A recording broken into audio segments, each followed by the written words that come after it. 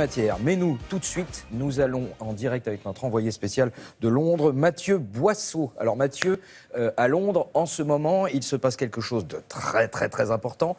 C'est la célébration de la bataille d'Hastings. Alors il y a 950 ans, c'est une bataille que nous avons gagnée. On se dit comment est-ce que les Anglais peuvent célébrer une bataille que nous avons gagnée? C'est très simple, ils le font de façon british. C'est cela.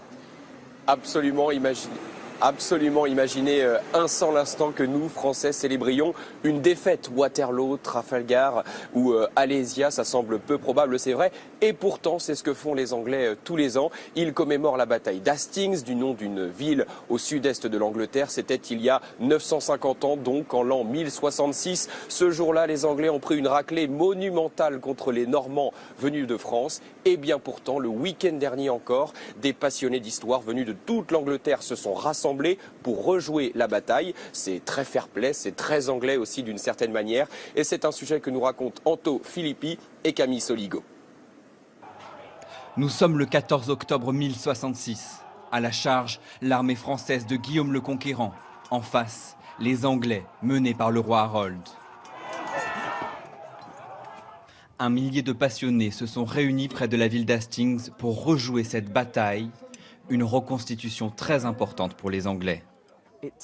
C'est une façon de dire à la nouvelle génération, voilà d'où vous venez, voilà ce qui s'est passé et comment nous sommes devenus une société multiculturelle. Il faut se rappeler notre passé, car sinon nous sommes condamnés à refaire les mêmes erreurs.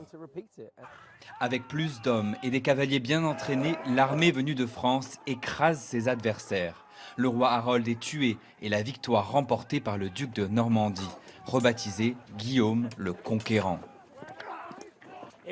C'était intense, et je peux vous dire que je mourrais sans problème encore pour le duc Guillaume. La bataille était dure, mais c'était une belle bataille. Malgré les costumes médiévaux, les épées et l'histoire, l'actualité et le Brexit s'invitent sur le champ de bataille. C'est quand même mieux de voter quand on a des désaccords, plutôt que de se faire la guerre.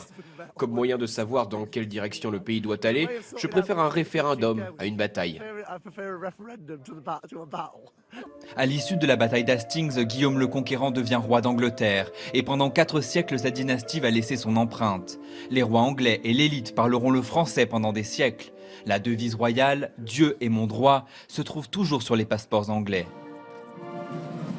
Et même la reine Élisabeth II le parle couramment. Où qu'ils soient, lorsqu'ils se rencontrent, nos compatriotes retrouvent toujours ce mélange unique d'amitié, de rivalité dans la bonne humeur.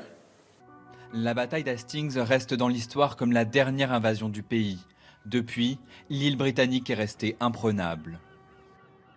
Alors dites-moi Mathieu, quand on voit cette ferveur autour de la reconstitution, ils y mettent vraiment du leur, on se dit que cette bataille a eu une importance considérable pour l'histoire britannique.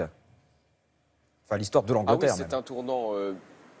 Oui, c'est un tournant majeur qui d'ailleurs a pris encore un peu plus de relief avec le vote du Brexit, car c'est après la bataille d'Hastings en l'an 1066 donc que l'Angleterre s'est pour la première fois tournée vers l'Europe continentale. Jusque-là, elle était plutôt influencée par les pays nordiques. Eh bien, c'est avec l'accession au pouvoir de Guillaume le Conquérant que des liens se sont tissés entre l'Angleterre et l'Europe du Sud, et entre l'Angleterre et la France même.